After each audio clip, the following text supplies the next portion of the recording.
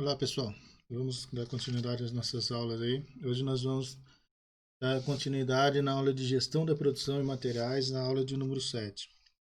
Então nós vamos falando um pouco sobre os cálculos de capacidade produtiva, tá? Instalada, efetiva, realizada, um pouco do lead time, toda essa questão aí da análise do processo de produção. E hoje nós vamos falar um pouquinho do PCP, tá? Que é o Planejamento e Controle da Produção.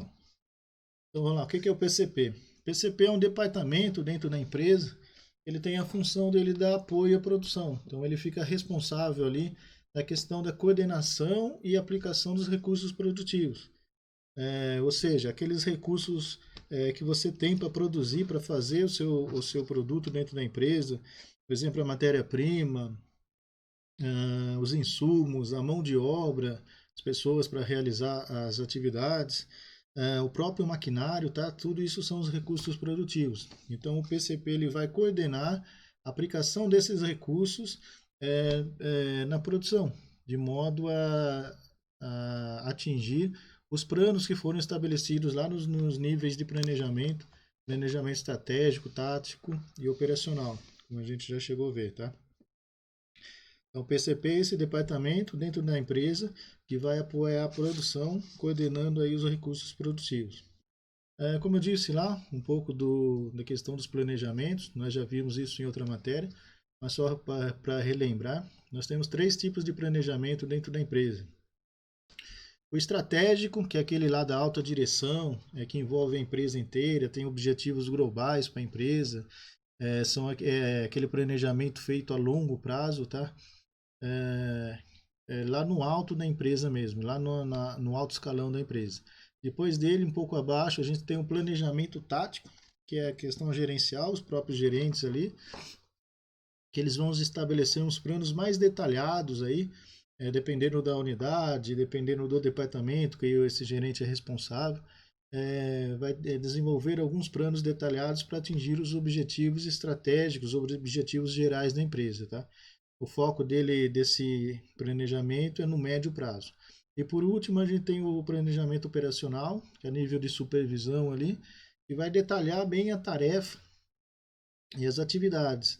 Então ele vai focar bem ali no que foi estabelecido ali no planejamento tático e estratégico, tá? Então o foco é curto prazo e vai enfatizar aí nos pormenores, só para a gente relembrar um pouco disso aí. Então, PCP, planejamento e programação da produção. Na questão de planejamento, a função dele nessa área aí, nesse viés do planejamento, é determinar antecipadamente os objetivos e o que eu devo fazer para atingir esses objetivos conforme foi estabelecido lá no planejamento. Então, o planejamento ele vai me dizer antecipadamente o que eu devo fazer, quando eu devo fazer, quem deve fazer e como fazer, para poder alcançar os objetivos, tá? Então é aquele planejamento lá que vai estipular as mãos de obra necessárias, os materiais necessários que eu tenho que comprar para atender a demanda, tudo isso em função da demanda, tá? Dos objetivos, da previsão de venda da empresa. Ele vai fazer todo esse planejamento. Uma outra parte do PCP é o controle, que é o controle da produção. O que ele vai fazer? Ele vai medir e corrigir o desempenho do processo produtivo.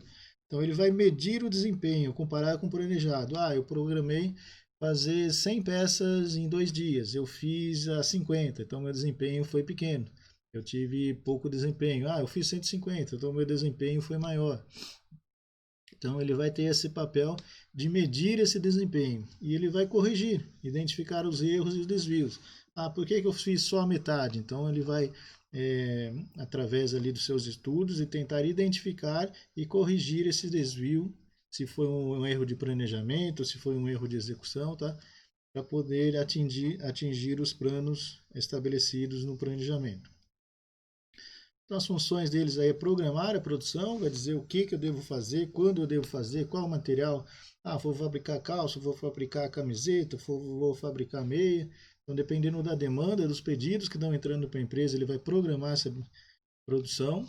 Ele vai administrar os estoques de insumo, de matéria-prima, tá? de acordo também com a demanda, de acordo com o que ele programar para a produção. Ele vai emitir as ordens de compra para poder suprir esses estoques, vai emitir ordens de produção, quantas peças eu devo fazer de qual produto. Então, diretamente para a linha de produção, ele vai emitir essas ordens aí. O que mais? Ordens de montagem, quando a fábrica trabalha com montagem, tá? E por fim, ele vai acompanhar e controlar a produção. Então, ele vai programar, ele vai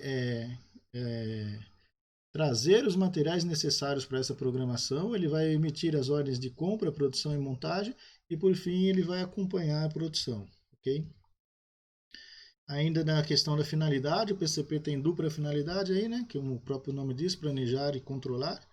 De um lado, ele vai estabelecer, na questão do planejamento, estabelecer antecipadamente o que a empresa deve produzir, tá? E o que ela deve dispor para fazer esse material, esse produto aí, como matéria-prima, mão de obra, maquinário, né? Tudo que for necessário para esse processo.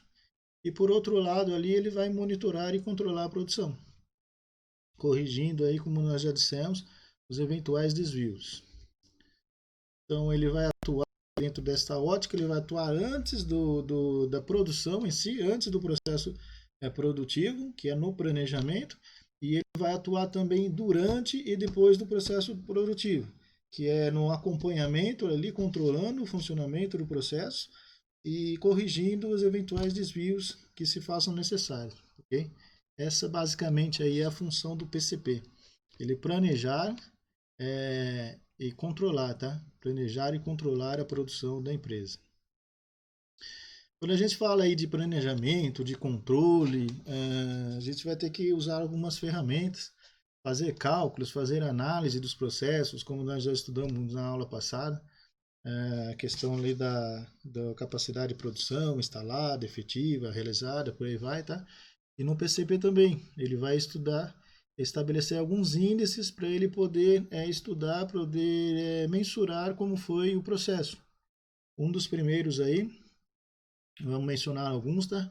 É o índice de eficiência, que ele vai comparar ali as horas previstas que eu utilizaria para fazer determinada produção, dividido pelas horas realmente trabalhadas, tá? Então, o índice aí, quando é maior que 1, ele é um índice que mostra o sucesso na execução, tá? Se for menor, quer dizer que não foi atingido o processo.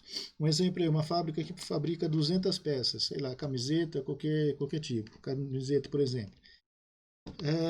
Então, eu previa que para mim fabricar as 200 peças, eu precisaria trabalhar 100 horas. 100 horas eu fabricaria 200 peças, isso é o que eu previ.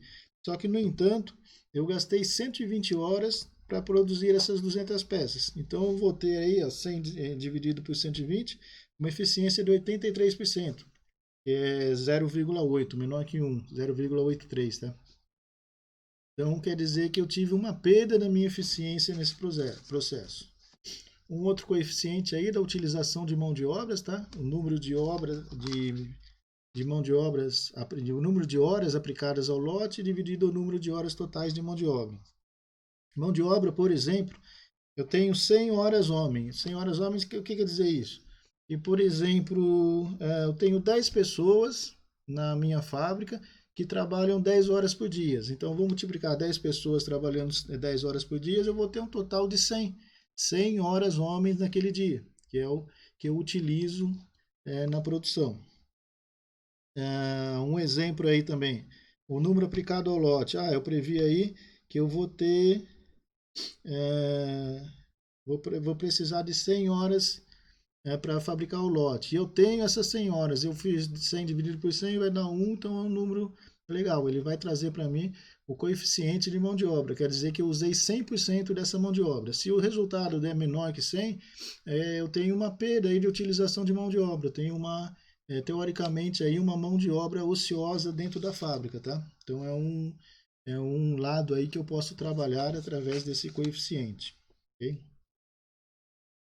Do mesmo modo que a mão de obra tem o coeficiente de utilização do equipamento, se ele der menos de 100% ali, quer dizer que eu não estou utilizando o equipamento totalmente ali, das horas disponíveis que eu tenho de equipamento. Se eu tenho 100 horas de equipamento durante o dia, por exemplo, juntando todos, tá?